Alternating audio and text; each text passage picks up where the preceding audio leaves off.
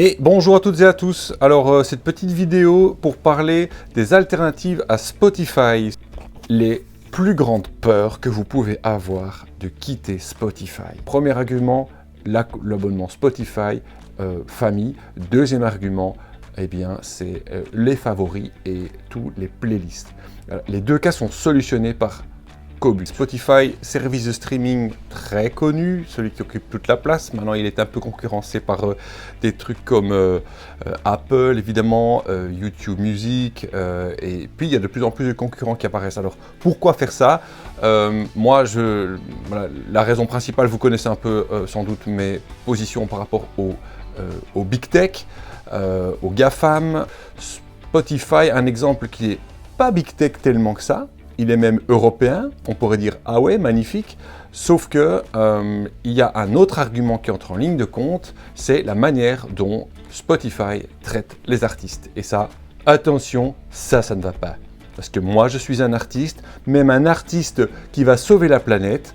Donc, je vous propose de découvrir les quelques alternatives qu'il y a et laquelle moi j'ai choisi. Je me base sur un petit document synthétique, tableau que j'ai vu passer et qui a évidemment capté mon attention, où j'ai même découvert d'autres choses. Ce tableau classe tous les opérateurs de streaming, ou en tout cas les principaux, les 10 principaux, avec des critères qui vont voir combien il paye l'artiste, hein, c'est en dollars, combien ça coûte, comment, eh bien, à quoi ces streamers sont associés d'un point de vue politique. C'est-à-dire que certaines compagnies, comme notamment j'ai appris Spotify, ont financé la campagne de Trump et sont liées à Trump. Alors, du coup, on dit « Ah ouais, magnifique, Spotify, ils sont européens, souveraineté européenne, tralali, tralala », sauf que derrière, c'est un groupe international, mondial, et qu'il y a un peu du copinage avec Trump. Il y a aussi d'autres aspects que j'ai découverts, comme ils participent également au financement d'Israël, État génocidaire, publicité pour la police de l'immigration américaine, ICE, et donc donc il n'y a pas de filtre là-dessus, donc si tu mets une publicité facho, eh bien tu peux le faire. L'idée de la haute résolution, qui est un petit peu moins important pour moi, évidemment l'important beaucoup plus c'est de savoir s'il y a une bonne bibliothèque de musique, et donc j'ai découvert ça, et j'ai découvert, par ce cas-là, Qobuz. Je connaissais déjà Deezer, je connaissais déjà Bandcamp, Tidal, la majorité, SoundCloud, évidemment les majors, principaux du streaming que sont YouTube, Apple et compagnie. Donc je me suis assez bien fié à ce tableau. J'ai pas vérifié ce qu'il y a derrière. Il est mis source The Internet. Je peux imaginer que c'est pas très compliqué à vérifier. Pour les implications de Trump et d'Israël, là, j'ai vu d'autres articles qui évoquaient cette réalité-là. Le fait qu'il y ait des artistes IA, la création IA, pour moi, doit être clairement annoncée, identifiable. Je n'aime pas l'idée qu'on puisse produire du contenu sans que ce soit clairement lisible, ou que tu puisses aussi clairement dire « je n'en veux pas, ça ne m'intéresse pas ». Je vous invite à voir la série qui est sur Netflix, je pense, même si je déteste Netflix aussi, c'est intéressant de voir l'histoire du développement de Spotify et comment son génial visionnaire est en fait un putain de tyran qui exploite tout le monde, les codeurs, les artistes, les majors. Il a bien couillonné tout le monde. Il y a un vrai problème de rémunération de la création avec Internet. Voudrait soutenir légalement la création musicale. Donc la rémunération des artistes est pour moi un critère essentiel. Je le dis souvent, mais chaque achat est un vote. Donc tout ce que vous achetez, c'est un choix. Vous décidez pleinement, pas souvent consciemment, de donner votre argent à une structure qui en bénéficie. Et cet argent, eh bien, chaque personne qui paye, qui contribue, ça fait un choix politique. Et peut-être que c'est beaucoup le cas de parents comme moi, c'est que les enfants font partie de l'offre familiale. Le plan familial a depuis de nombreuses années été pour moi la seule raison pour laquelle je payais un abonnement premium sur Spotify. C'est que je voulais offrir à mes enfants le confort de pouvoir écouter la musique qu'ils veulent. Pour moi, la musique c'est tellement émancipateur, c'est tellement important, parce que premièrement, il y a une formule identique à Spotify, un abonnement familial, tu envoies des requests sur les comptes, des invitations plutôt, et du coup, tous les membres de la famille peuvent s'y rattacher également. C'est 5 au lieu de 6 peut-être, mais c'est à peu près la même chose, le même prix également. Il faut prendre vos enfants par la main, il faut y aller pas à pas.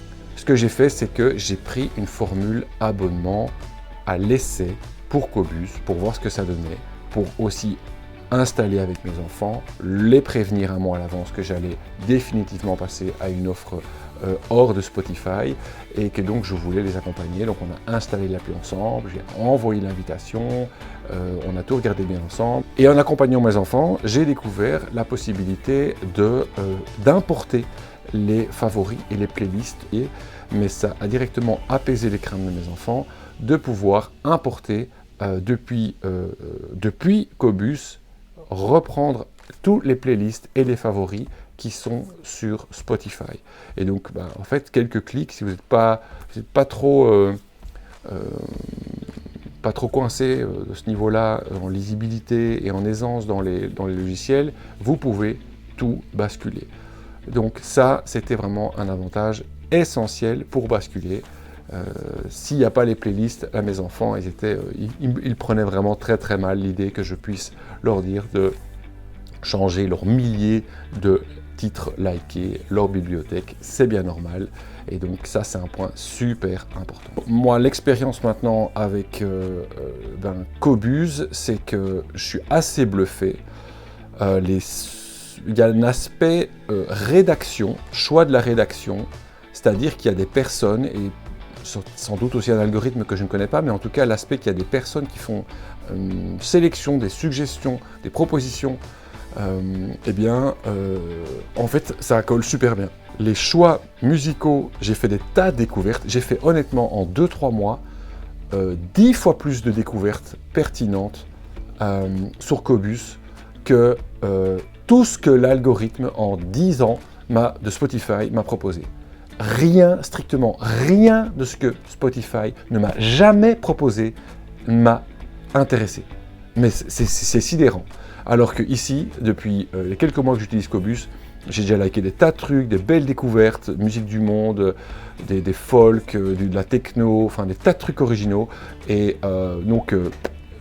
génial. Je veux dire, j'aime bien mes habitudes en musique, j'ai pas besoin de découvrir des tas de choses, mais avec Spotify, j'avais vraiment l'impression de tourner en rond, toujours la même chose. Et donc je suis très content, je réécoute de la musique grâce au choix de la rédaction de Qobuz. Le point principal négatif de Qobuz, c'est qu'il n'y a pas les podcasts. Les podcasts et les livres audio dans l'offre premium de Spotify m'intéressaient petit à petit. Je commençais à écouter parfois des livres audio. Je ne suis pas un fan du tout, honnêtement, je préfère les podcasts. Donc les podcasts, c'est pas un problème, tu peux les écouter à peu près sur n'importe quelle plateforme. Ça, c'est vraiment pas un problème. Et les audiobooks, bon, c'est pas critique, mais évidemment, voilà, il y en a un, j'avais besoin de le lire un peu rapidement, donc je l'ai acheté. Et voilà. Ça m'a coûté 15 € et je l'ai écouté du coup, mais je trouve que ça c'était un petit regret. C'est qu'il y a certaines bandes originales de films, j'aime beaucoup les musiques de films et je ne les trouve pas si souvent que ça.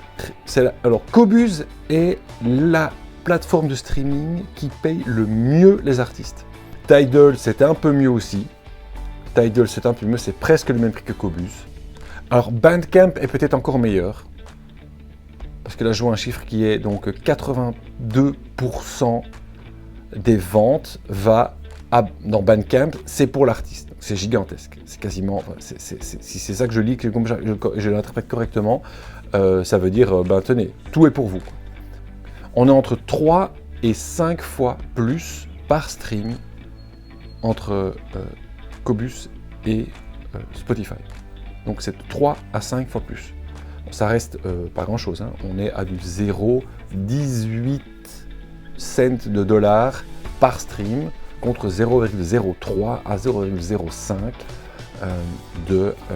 pour Spotify. C'est à peu près Qobuz, foncez, c'est de l'européen, c'est pas du big tech de merde. J'espère qu'ils vont pas se faire acheter par des salopards et succomber à la tentation de la croissance sans fin qu'a connu Spotify et à vouloir manger et gonfler. C'est devenu un monstre qui finance en plus des salopards. La consommation ne va pas sauver le monde, c'est pas une manière de sauver la planète, mais dans des actes de consommation qu'on assume, c'est quand même un point important de vérifier ce que vous financez.